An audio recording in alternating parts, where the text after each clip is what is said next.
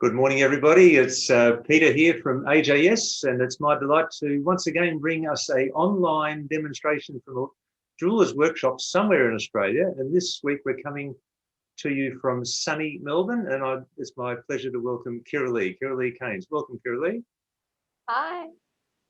And we're upping the ante today. We've got 3 cameras on Kirra-lea. One on her and 2 on her work. So you'll be able to get really up close and personal with what she's about to do. Hopefully. And, so we've introduced ourselves. So if you'd like to introduce yourself in the chat and just say where you're from, that'd be lovely to know where we're connecting with people around Australia. And Kirra-lea, we're resizing rings in clay. Can you tell us what that is all about? Yep. All right. So say you've got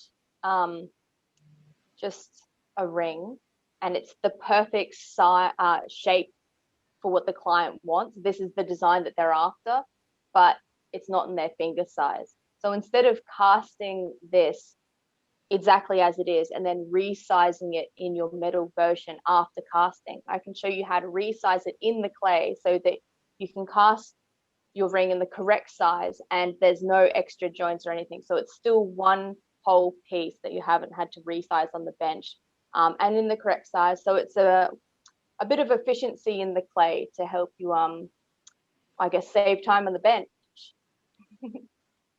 That sounds great. A nifty trick to share for sure, Kirra-lea. Okay, so where do we... hopefully. All right. So I'll show, because there's the 2 things you do. You either have to resize it bigger or you have to resize it smaller. So I'll show you guys how to resize it smaller first, and then I'll show you how to do it bigger. And if we have time, I can show you how to, if you've got a ring that, I don't know, maybe it's like 1.5 millimeter deep and you need it to be like maybe 2 mil plus deep because you've got to have clearance for stones. I can show you how to like sort of beef up a ring without changing the finger size. Yeah, I guess let's begin. Thanks, Kirra-lea. Thank you. just while I've got the sound, welcome to Karen from Karen. I think she Hi, might. Karen. Yep. And from Fliss from the Blue Mountains, welcome. And welcome. Also Kim and the others who are watching as well, welcome. Okay, back to you, Kirra-lea. All right. So if you're doing resizing in the clay, it is very important that you have resize rings. So a whole set of sizes, you can get them from AJS. There's a pack that they're not attached to a big ring. Like you can buy a box set of ring sizes and a ring stick, and all the ring sizes are separate. And that is like ideal for sand casting. It's perfect because you can just create a plain wedding band and you've got every single size that you need. Or like we're going to do today, we're using them to resize like signet style ring shapes to the correct size. So it is an extra purchase you'll perhaps have to get if you'd like to do resizing, but it is so useful. And you don't have to just use it for sand casting. You can actually like size your client's fingers with them. Like they're useful for that way as well. But best purchase I had at, I highly suggest getting them, particularly if you want to resize and play. This is like the best way to do it. All right. And of course, you need all of the regular tools that I normally use. So I've got the chasing hammer, which I get from AJS as well. I use talcum powder as like a separating powder. You don't have to use talcum powder. You can just use plain baking flour if you want. Paintbrush to apply the talcum powder. I also use the back of the paintbrush to help me clean up parts of my mold as well, so that's quite useful. A fine nose tweezers can be quite helpful for like helping get your objects out of the mold, or if you need to just sort of move things around inside of the mold, fine nose tweezers can be quite helpful. I use like stone tweezers, again from AJS. And then I have these guys here. They're called Sculpey tools. They're for polymer clay. You can get them from like Spotlight or buy them online. They have like a little sharp poker. they've got the fat poker, and they've got the knifey tool. Obviously, that's not the correct terminology for them, but that's the names I've come up for them. I also have a metal straw, because if I'm casting horizontally with my flask, I need to be able to cut a screw hole into it, and the metal straw is perfect for that. I also have a ruler. The ruler is pretty much there as like a glorified knife. I'm not actually using it to measure anything, but if I need to, I have that option. And you might see that I have over here, there's some paper embossing tools. These guys are really, really useful for when we're going to be blending your design together, and sort of like, they're like erasers, I guess. They sort of repair the clay and smooth it down, which is going to be perfect for what we're doing today, because we're going to be, essentially we're smushing two shapes into the one design, and then we've got to blend them and make them look like they're one continuous piece that we've never tampered with. And that's where these paper embossing tools come in handy. And they've got a variety of little balls on the ends of them, different sizes. So depending on what you're working with, you might require the really big ball, or you might need a tiny little ball, depending on how tight the space is. Alrighty. Well, I've got my flask here. I have modified it by cutting a hole in the side of it so I can use it as a vertical flask. For this very first one, I'll just cast it as if it's a, I'll cast in the horizontal orientation. I'm just going to pretend that that hole is not there. Because when you buy a Delft clay kit and you buy these flasks, they won't have the hole in the side of them. You'll have to do that yourself unless you've purchased one that's already been pre-cut. So I'll show you how to work with this mold in the state that you'll purchase it in. And then for the next one, I'll show you how to use it on a vertical orientations for people who want to modify their flasks and see the benefit of doing that. So that giant hole has now become my registration mark. But other than that, I'm going to use it exactly the same as if it was as I bought it. So we've got the two halves. We've got the male half and the female half. So the male half is the part with the exposed lip. The female half is the side with the recessed lip. We always start on the male half first. I like to flip it lip down and pack it from behind. And I like to use my fingers to press the clay down to make sure that it's tightly packed on that flat surface. And then you can just put handfuls in. And the chasing hammer is great for sand casting because it's got quite a large flat surface. So you get to compact more of that clay faster. Any hammer will do, but I like to just be a little bit more efficient. But also it's super cute. Like that is like the jewelry hammer that everybody gets tattooed on them. So why not have the excuse to buy one for sand casting?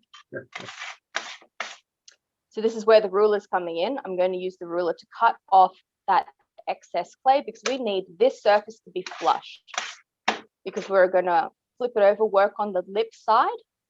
We can't have this concave or convex. If it's concave, I'm going to press into it and the clay is going to give way. If it's convex, it's going to roll around and be a pain in my ass. So flush is perfect. And I'm going to use some talcum powder. This is going to help stop my object from getting caught in the clay. It's also going to stop my two clay halves from getting stuck together. Again, doesn't have to be talcum powder. It can just be plain baking flour, you know, just something that you bake a cake with. All right. So say I have this signet ring here and it's the perfect shape. It's the design that the client really loves, but it's just not their size. And they need to go smaller.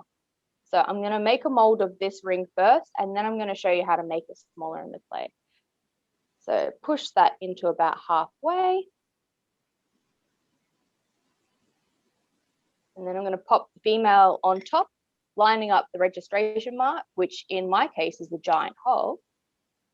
And then I'm going to pack the clay. So just little loose crumbly bits of clay at first. And again, pressing it down with your fingers, make sure that all that clay is tightly packed around your object. And then you can just put in handfuls. I like to get a good dome of clay on top because as you compress it, that dome does get a lot lower. All right. I guess it's just efficiency again. One giant handful. And again, we don't want all that excess, so chop it off. So this is what I mean about my ruler being a glorified knife. And your hands will get dirty. Let's open up that flask. So you don't want to screw that flask open. You want to just open it nice and easy and evenly and pull it apart. All right, so I've got an impression in both sides. Let's pull this guy out. There we go. All right, so before we go any further, let's create our sprue hole and funnel. So I've got my straw, and with this design, I'm not putting anything in it, like I'm not casting in place stones. There's no texture on it. It doesn't have a clear top or bottom, so I can put my sprue hole on either side, the female side or the male side, doesn't matter. I'm going to do female side, and I'm going to do it right there at the base of that shank. And I'm making sure that that hole is going straight through that design. You see that? Like it's completely breaking through that design. It's not next to it or near it. It's on it completely. We want to make sure that all of that metal is going to be going straight into that design. It's not going anywhere else. Now I'm going to flip it over, and I'm going to use my knife tool to carve a funnel. You want this funnel to be quite deep. You want it to be almost deep enough that it's touching that impression there, because we don't want that, well, silver in this case, but whatever metal you're using, you don't want that metal bottlenecking for any longer than it has to, because while it's being pushed through a tiny little space like that, it's cooling down rapidly. And if it's cooling down, it's losing its, I don't know, viscosity, which means it's not going to flow properly and it might not complete your design. Got to make sure that funnel is nice and clean. Don't want loose bits of clay following your metal in and causing all sorts of nasty porosity. I find the metal straw is ideal because it is, well, they range from 5 mil to 6 mil in diameter, and that seems to be the perfect size for your sprue hole. It seems to be wide enough to allow your metal to flow through, molten enough to fill almost any form, but it's not so giant that you can't cut it off with bolt cutters. You seem to, if you go like 7 mil, 8 mil diameter, then it's just it's a giant pain in the ass to cut your sprue off, essentially. So we try and balance efficiency. We want to have something that casts, so we have a hole that's big enough to allow it to cast well, but we don't want to spend, you know, half an hour and 5 saw blades trying to cut off the sprue. So we try and keep the sprue small enough that it's easy to cut off. It's a little bit of a fine balance. I find, get the straw and it just sorts it out for you. All right, so I've got my sprue hole, I've got my funnel, I've done all that. Now let's resize this.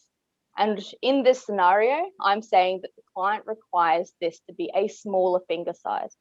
So I'm not sure what size this is, but we're going to a P. Hang on, let me measure this for you.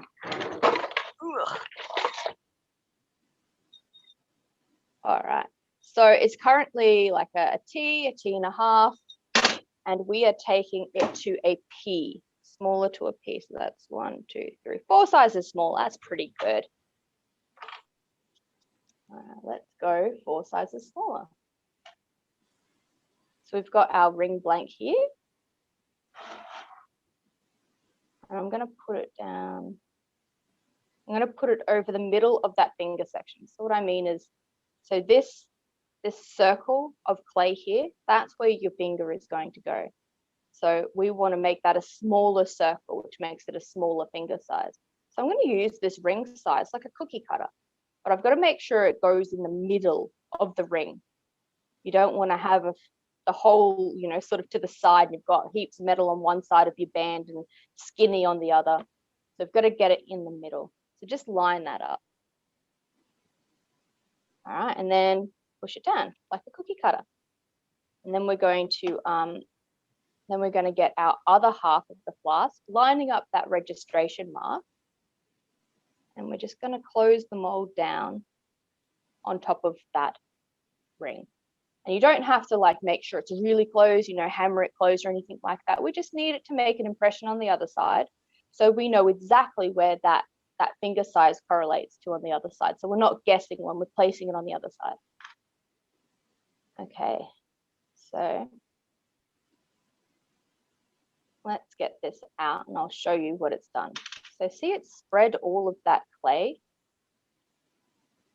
So that's all this excess clay that we don't need. So we're going to cut that off. I've got my little sharp poker tool, like my little needle tool, and I'm just going to run around that finger size and cut off that excess.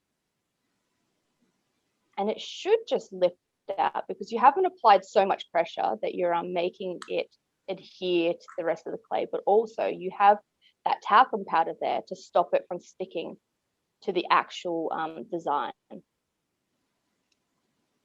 I'm not sure if you can see, but it's just a matter of gently lifting out all that excess, and it should come away fairly easily.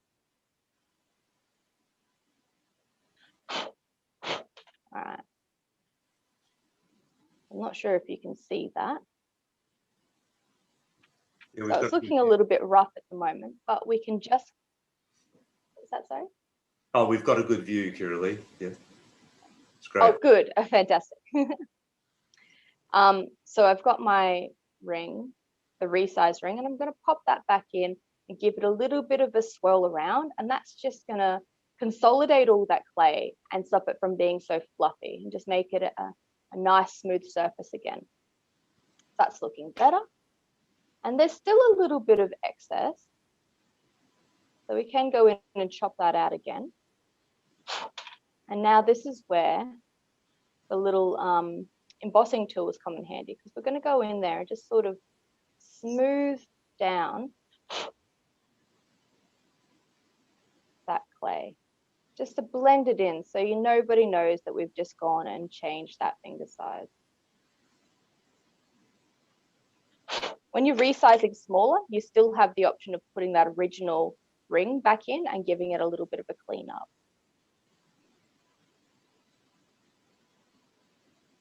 All right, well, that's looking pretty good. Let's do it to the other side now. So I'm going to, let's cut out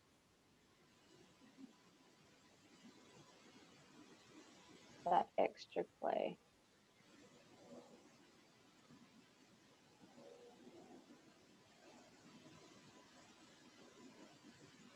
So it's a little bit of fiddling,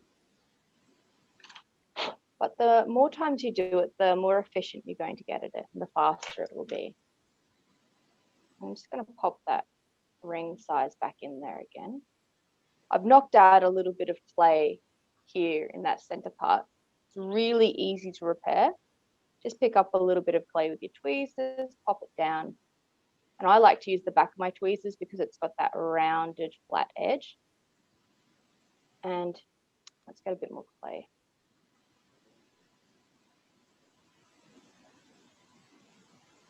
There we go. And let's just repair that. I'm just smushing a little bit of clay back into that center circle and fixing it up. All right. Let's do a little bit of fussing to make it look like these two rings were never two rings. Let's make them look like they were always one ring at a finger-sized key. And let's get that embossing tool because it's going to be our friend, and blend it together a little bit.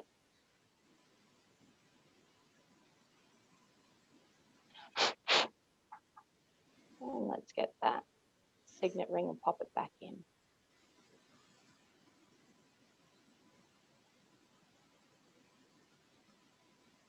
It's looking pretty good. We'll have to clean up our sprue hole because a bit of clay has fallen into it. Let's clean that up. Wonderful. Okay, well, really that's ready to cut. Yes, go for it. Dilla has asked, may I ask where I can buy a side opening flask? I don't know. I haven't been able to buy, oh, actually, that's not true.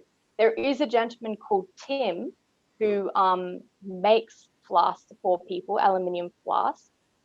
What I can do is I can give you Peter his Instagram name, and you can always ask him to make you a flask with a side opening hole. And he can make those flasks pretty much any diameter. So if you want bigger flasks, you can make bigger flasks. But commercially, I think American suppliers are the only places I've sort of found them. And then you have to pay it's not a nice fee when it comes to the shipping. But from Australian suppliers, I've not yet found somebody who does the vertical flask, other than the guy who custom makes them. But it's not a huge charge. He's quite reasonably priced. And you do have the option of choosing what diameter you want your flask to be. So that's a perk. I hope that helps. Yeah, we'll pop his Instagram contact details in the chat for you later.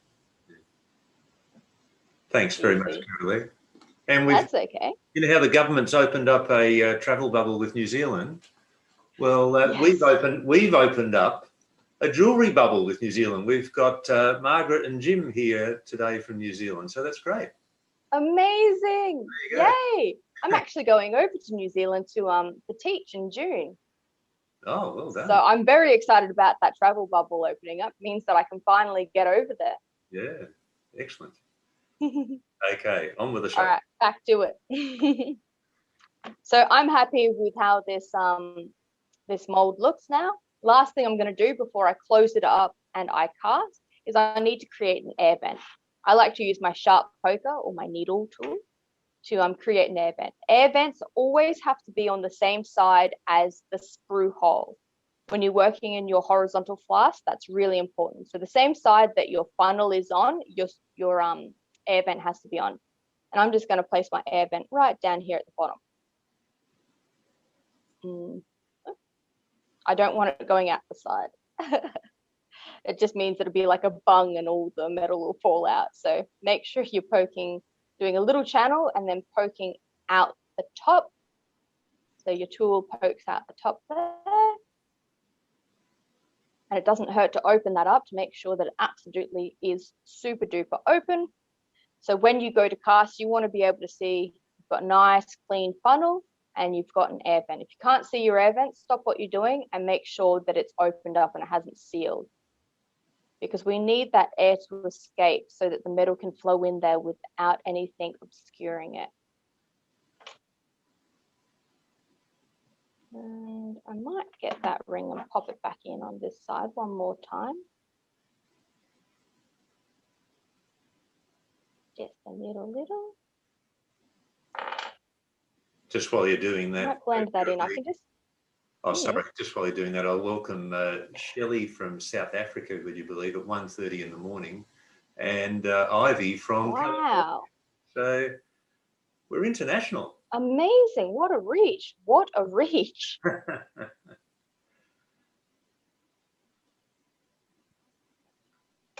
Just cleaning that up. I could just see that there was not a very smooth transition between the two, just on the shank there, between the two sizes. So I've just given it a little bit of a cleanup. Okay, let's close these up and cast. Making sure my registration mark is lining up. And I always like to give my clay a little bit of a push. So I'm pushing underneath with these fingers and I'm pushing on top with my thumbs, just to make sure those two clay halves are absolutely flush. If there's a gap between them, then you're going to get a seam and a bit of spillage. But if they're really tightly close together, you'll have very little cleanup to do. Again, we're all about efficiency here. All right, let's go on over to our other camera.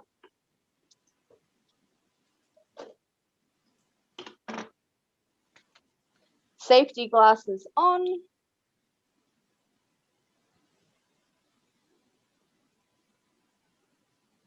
So for this first task, I'm going to be using just a regular tip on my micro torch, my mini torch.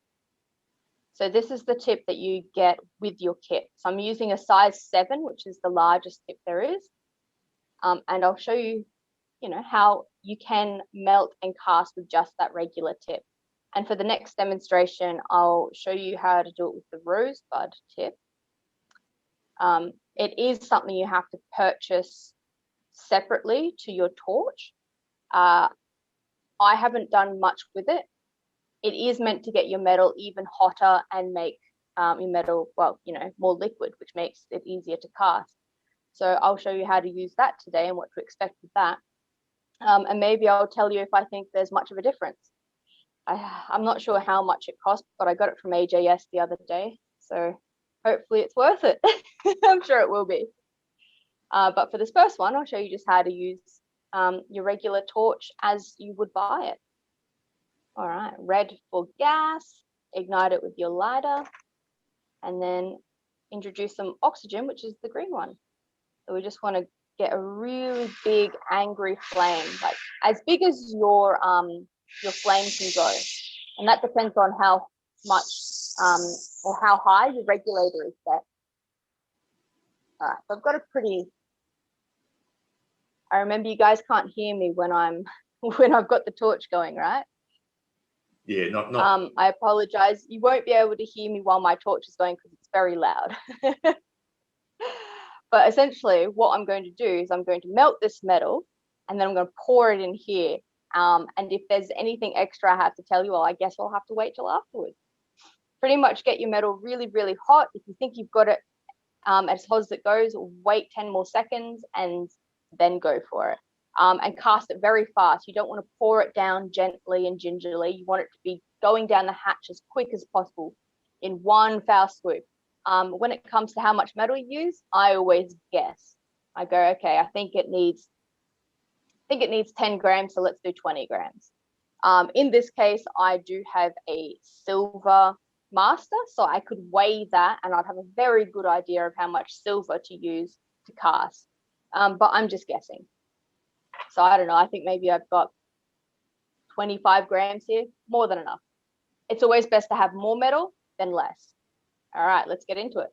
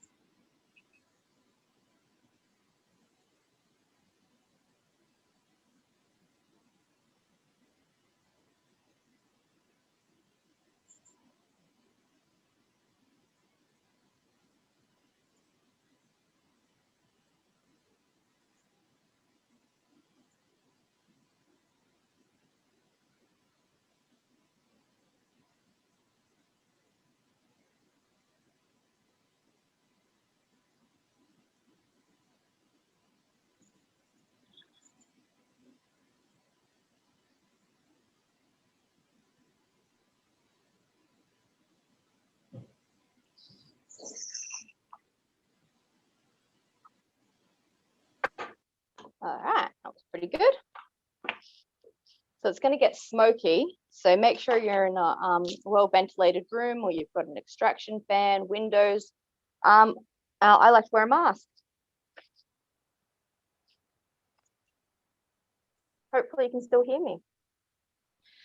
Yep. All right, what view do you want, Peter? Yeah, I'll go to that view for you. Yep. Bench view, please. Thank you. Yeah. All right, so immediately after casting, your flask is not hot because no silver has come in contact with the aluminium flask. But if you leave that to sit there for 2 minutes, then your flask is going to get very hot because the heat's going to disperse through the clay, through the aluminium, then you won't be able to touch it. But immediately after casting, you can touch it, which is awesome because you're super duper excited. You can't wait to see what's inside. Back of my tweezers, I like to use the lever it open. Cool. So let's get that ring out. Even though I'm touching the flask, the silver itself is very, very hot. So let's get that clay off it. I still did get a little bit of a seam, but that's easy enough to clean up. I'm more interested in how the inside looks.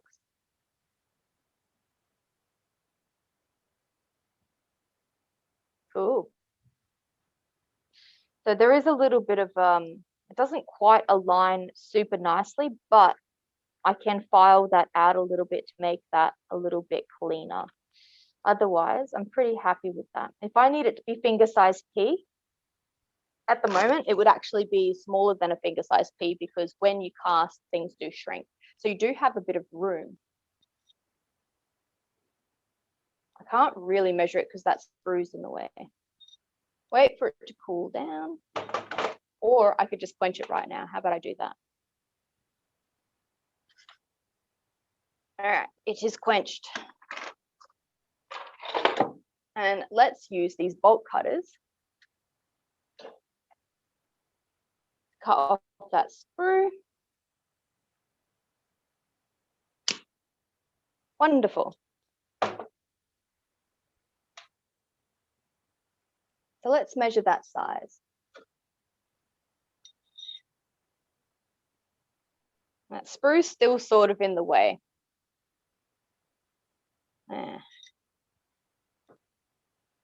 Anyway, it's smaller than size P at the moment because the sprue's in the way.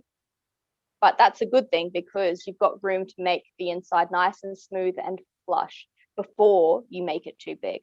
So you should be able to reach your goal of finger size P and have a nice inside ring, a nice clean inside up to your ring. All right, let's pop that to the side. And let's dump out this burnt clay because we can't use it. Anything, when this clay goes black, means all the oils and binders and additives have burnt off it and we can no longer use it. So let's scrape out the black burnt stuff. But the rest of it we can use. And we can use the rest of it over and over and over again. As long as we keep this black stuff out of it, the rest of our clay will stay nice and clean and usable. But, you know, eventually you will get to the point where you've burnt all of the clay and you have no fresh clay left and you'll have to buy some more. And that's when you get onto AJS and ask them for another kit or another bag of clay. I have multiple class. I'm always buying kits. And then we can just empty out that clay and we're ready for the next demonstration. So at this point, Peter, is there any comments, any questions that I can answer before I move on to showing people how to resize your ring bigger? Yes, Alistair has just come through with one. What's the best way to clean your hands? I find the clay super sticky on fingers. I just use a rough cloth.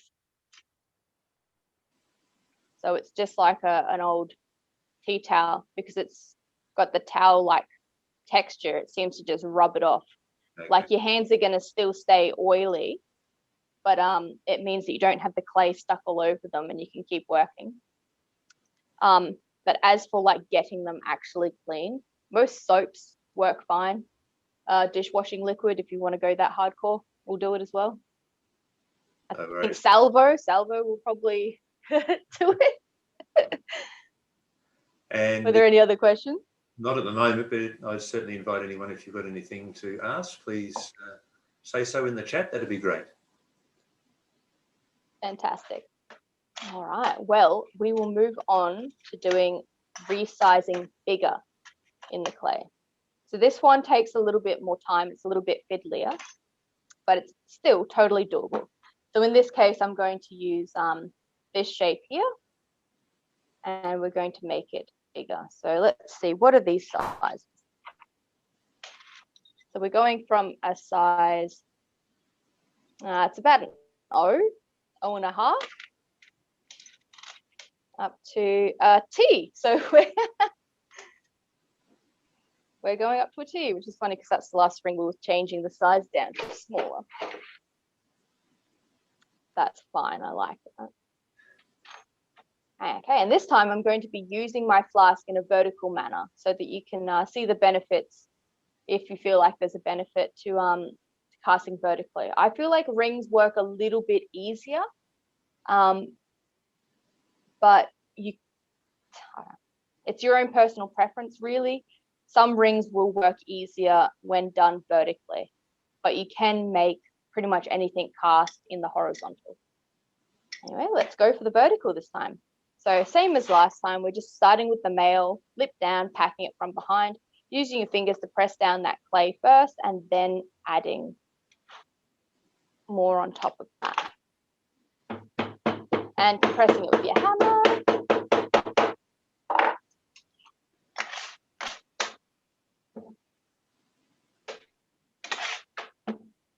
Let's talcum powder up that surface.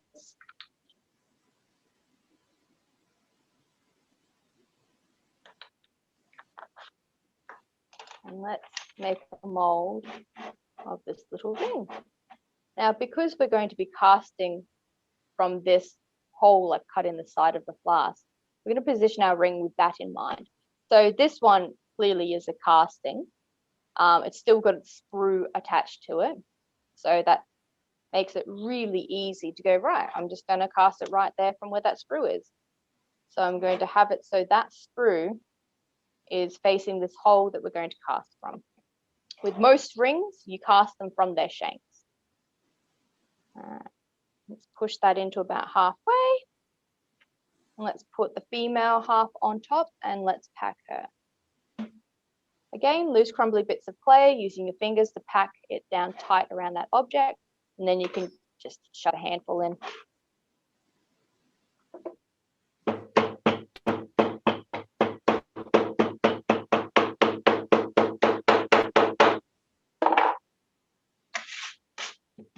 And let's cut off that extra clay.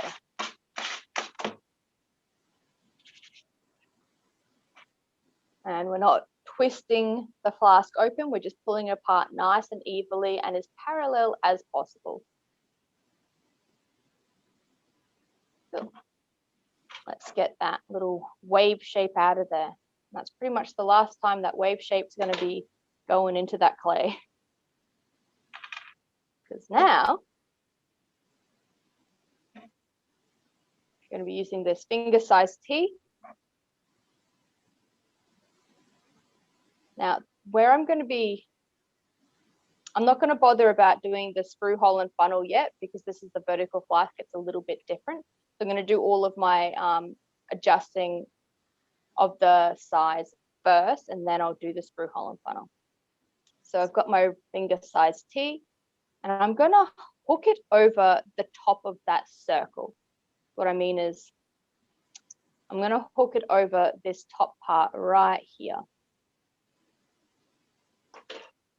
Because I want, if I did it with the bottom part, it's actually going to come up and destroy that design. If I position it so it's just hooking on the top part of that finger size, it means the top of that design is going to stay unaltered. We're just changing the finger size down the bottom. So we're just changing the base of the shank. All right, so I'm hooking it over that, and then I'm pressing down. There we go, and we're going to open and close that flask. So we've got an impression on the other side and we know exactly where those two line up.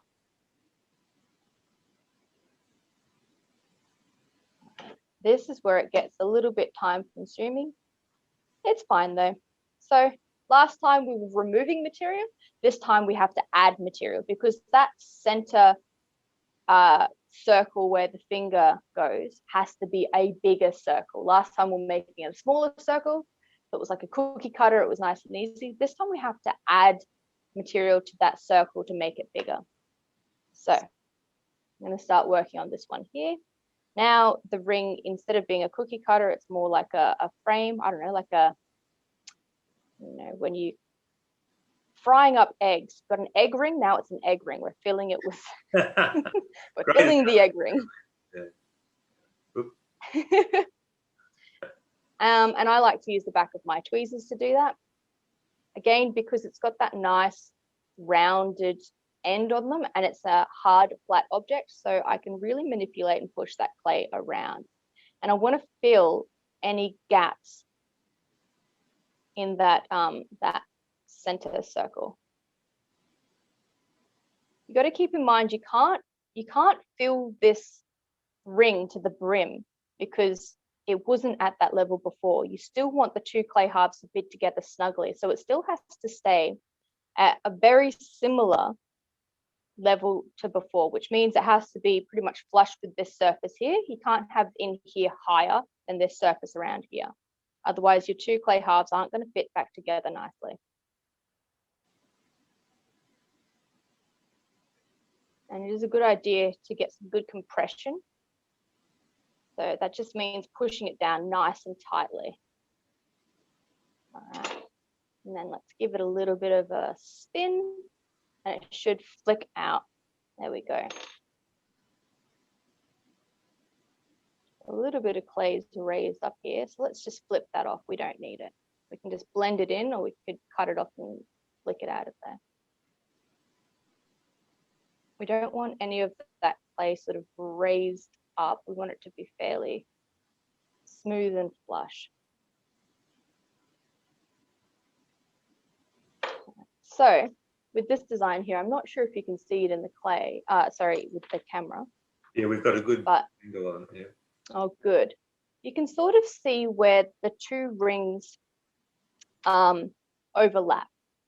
And I want to smooth that over so you can't see that I've just pushed a bigger ring in here to make its size different. So I'm just going to blend that design into that new shank. And again, this is where those embossing tools come in handy, because they're great at just really gently blending everything together without raising up any of that clay. It's just a nice smooth transition. Really what we're doing is we're just compressing some section of this clay more than the other so that we can get a nice smooth transition.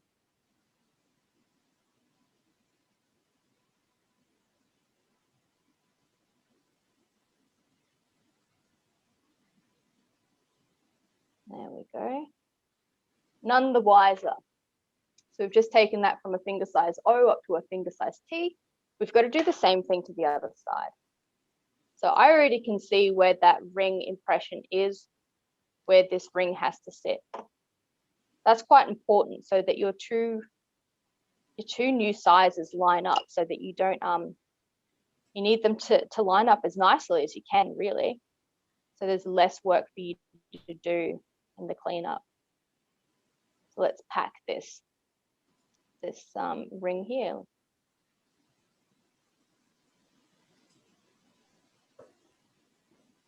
Probably put a bit too much clay in here, but that's right, we can just not move it out.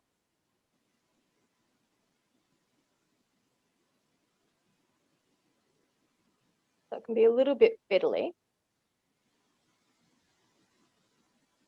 but it does mean that you don't have to resize your ring in metal on the bench. And in this case, if we're going upper size, you'd have two joins because you have to add an extra metal section and solder it on both ends. So you avoid doing that, which means that your design is much stronger overall. It's just sort of nice being able to give the client a new piece of jewelry that has no sizing in it, no joins. That's looking pretty good. Give that a little bit of a spin and it should pop out. There we go. And again, I can see where the two rings overlap. So let's bring them here and blend that in.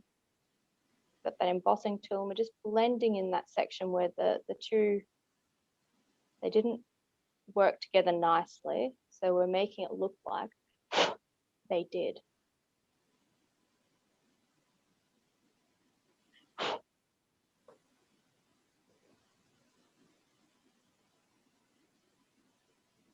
Wonderful. All right, quite happy with that. Let's do our screw hole and funnel.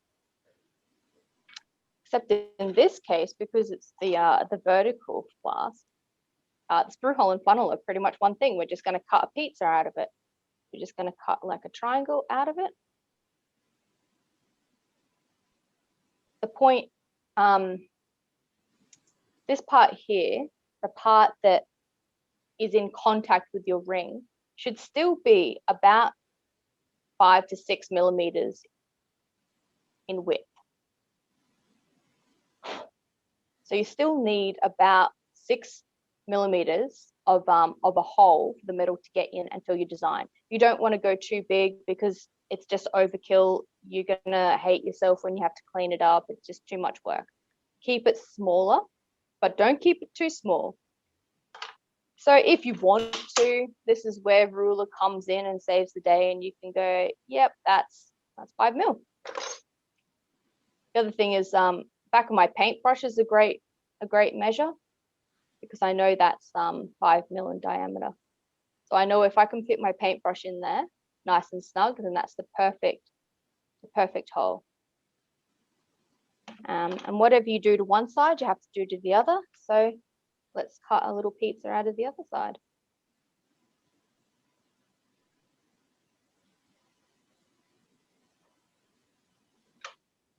And let's clean that up, because again, even with this, you want it to be nice and clean. We don't want any loose bits of clay falling down inside of your design, creating nasty porosity or marring the surface of your perfect casting. Make sure there's no clay spilled into your ring shank. Keep that nice and clean.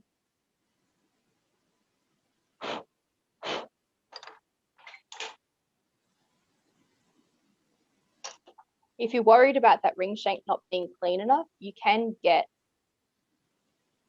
your Resize ring and just run it in there and make sure that that's all nice and cleaned up.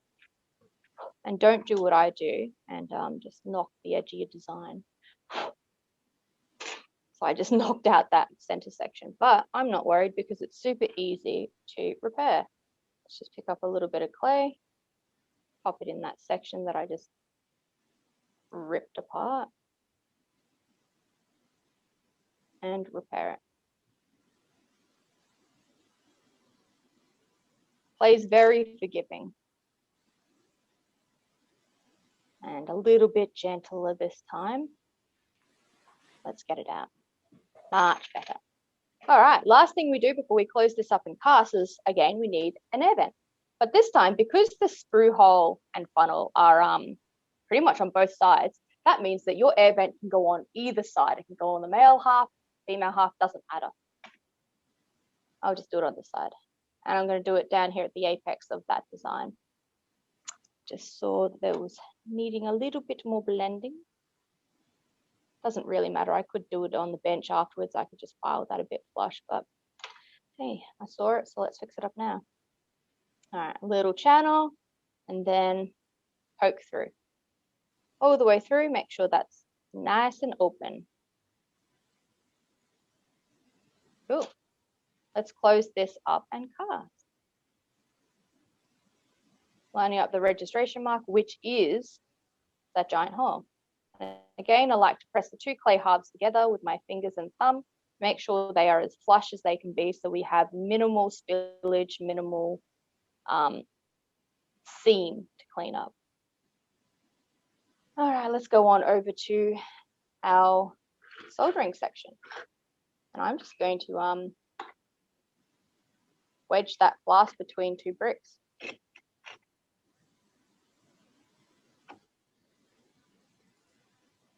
Let's get some metal. And again, just guessing on how much silver I need. Pop some in here.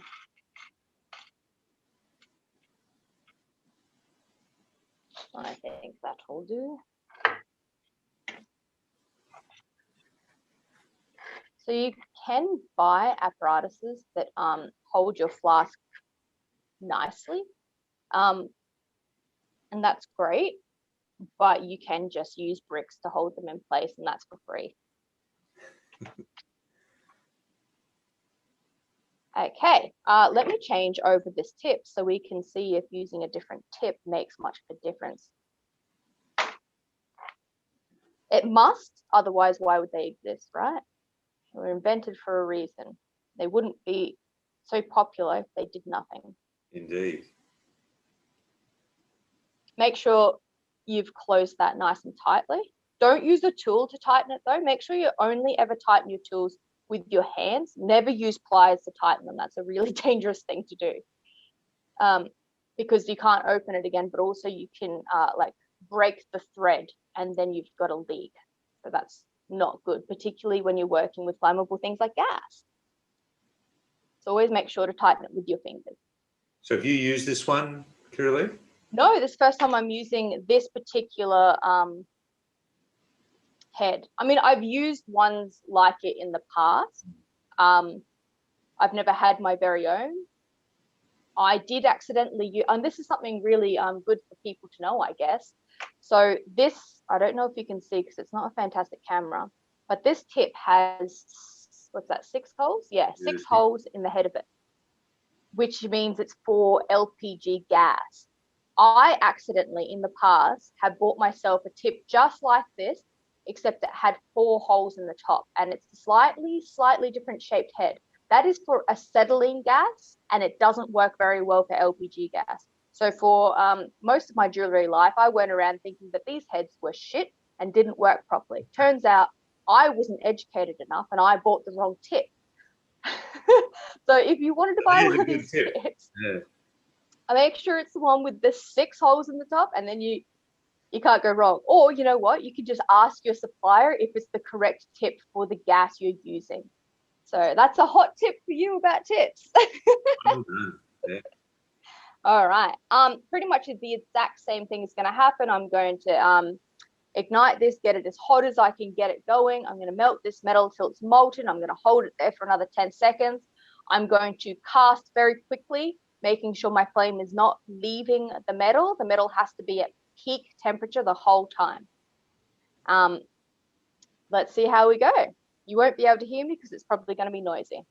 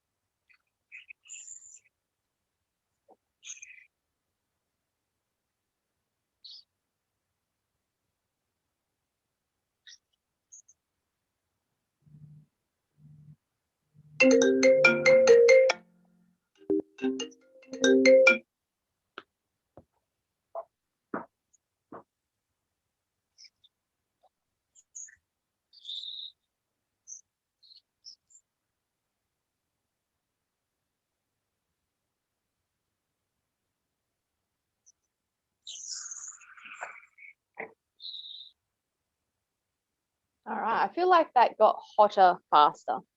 I feel like that melted quickly.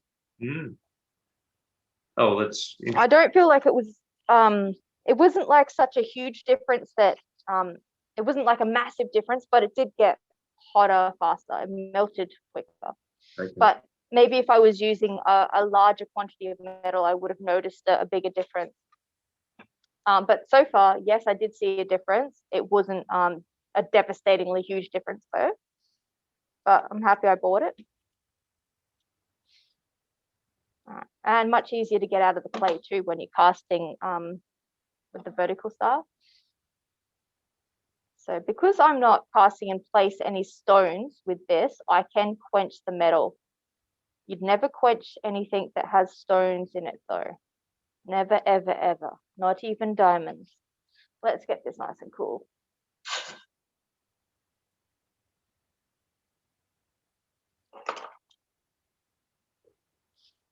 Okay. So there was a little bit of spillage on the inside, just a tiny bit though. Very easy to clean up. Could almost probably even just push that out with the pliers, like that's so tiny. Oh, yeah, I ripped it out. There we go. I'm quite happy with that resize.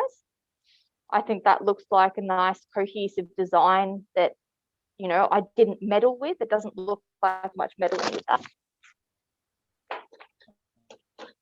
And I think there was very minimal seam to clean up. So let's cut off that sprue with my giant bolt cutters. Oh, how easy. Great. I can't really measure the size of this because there is a bit of crap on the inside. Maybe if I push it down. All right. I can't quite get a good enough read because there is a little bit of cleanup on the inside.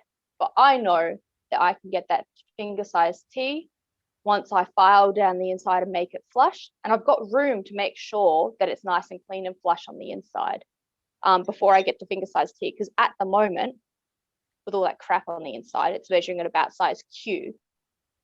So that's 3 sizes away from T. So I know I've definitely got room to make sure that inside is nice and clean and beautiful. Okay, how are we going for time, Peter? Do we have time for one more? No, I think we're pretty well. Or are we? Kirra-lea, yeah. That's good, because the next one's not really resizing. It was more just making a ring thicker, well, you know, deeper, so that you've got more clearance for stones. It's not really resizing, but it was just sort of my backup in case we needed extra time. I feel that. Yeah. Now you've got a fan in Awesome. New Zealand, because Margaret suggested if you're going to be in her area in New Zealand when you come in June, she'd love for you to do some jewellery making. So. Ooh, fantastic. Well, when I'm there in June, I'm going to be teaching in Auckland and then in Wellington.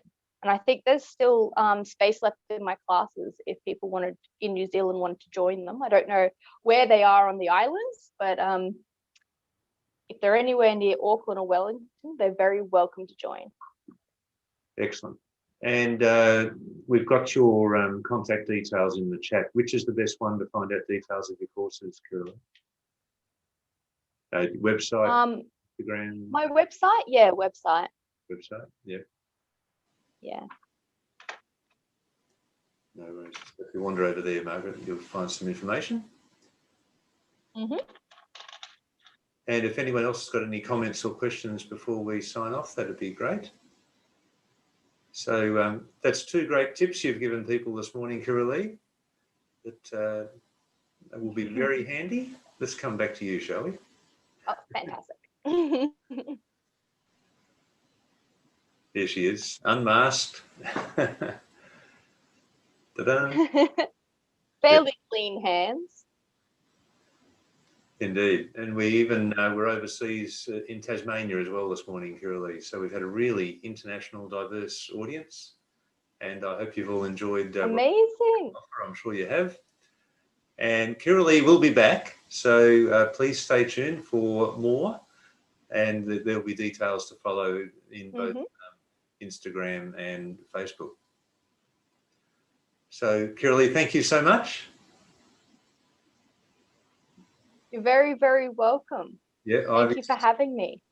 Ivy said, thank you for the demo. Karen said, thanks, Kirra-lea, love your work.